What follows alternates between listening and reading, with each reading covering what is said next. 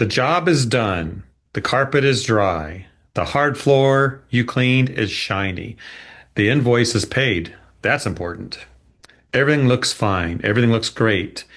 Then a year goes by. From that customer, no call, no repeat booking, no bad review. That's good. No angry phone call. Nothing you can point to and fix. The customer just quietly moved on and you never found out why. This is Take 5 with Cleanfax. Real talk, real lessons in just 5 minutes.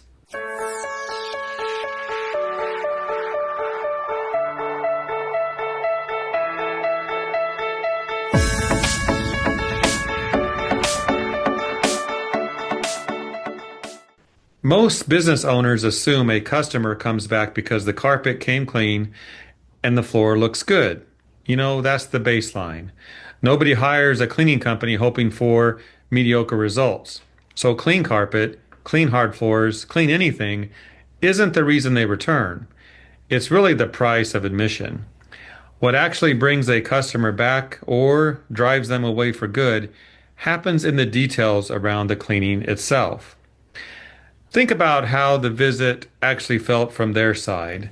Did the technician show up in the time window they promised? Or did they get a text an hour before, or maybe 30 minutes before, saying, "Hey, we're running late," but with no real explanation? Did your technician walk through the house in dirty shoes, even though the floor was going to be cleaned? Or maybe they forgot to put tabs under the furniture legs before setting it back down, and even though nothing bad happened, the customer knew from previous cleaning experiences that should have been done. Did the technician rush through, wearing headphones, listening to music, talking on their cell phone, barely speaking to the customer, and treating the living room like a job site instead of somebody's home? Man, that's a lot of issues that can come up, and we know it is very possible. None of that may show up as a complaint. Yes, technically the job was done to expectation, but a customer who feels slightly disrespected or slightly rushed almost never picks up the phone to tell you about it. Complaining takes energy, and most people don't want the confrontation. They go the easy way. What happens instead is a quieter or more permanent situation. They just don't call next time. They see your competitor's truck at a neighbor's house, and instead of comparing notes, they quietly book that company. You lose a customer and you never even knew what happened. Here's a way to illustrate this. It's the same thing that happens with a restaurant you don't hate, but you also don't remember it. The food you went to that one time was fine. The service was okay. Nothing really went wrong.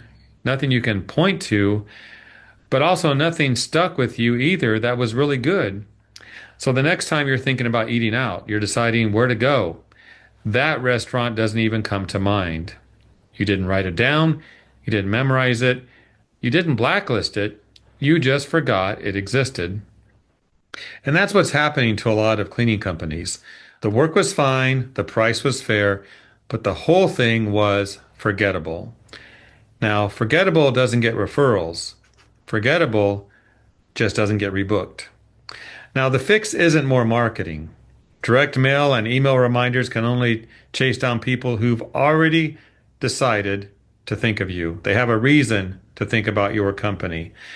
The real fix happens on site. In the 90 minutes or so you're in the customer's home. Show up on time and communicate if you can't. Protect their belongings like you'd protect your own. Take your time and pretend really hard if you are running behind, but you don't want to give that impression. This is the customer's time. To you, this might be one appointment of 5. To your customer, it's one appointment of the year. So treat it that way. Walk them through what you did before you leave. Take the time, besides just handing over an invoice, but talk to them about what you did and the expectations afterwards. Make the visit memorable for the right reasons. So when a neighbor asks whom they use, your name is the first one that comes to mind. Here's your homework assignment for this week. Pull up your customer list and find 3 people you haven't serviced in over a year. Call them.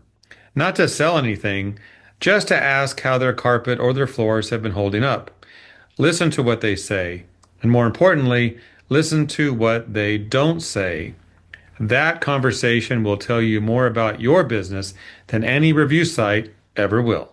That's it for this episode. I want to thank you for tuning in. Hit subscribe on the ISSA Media YouTube channel and follow us on your favorite podcast platform so every new episode finds you.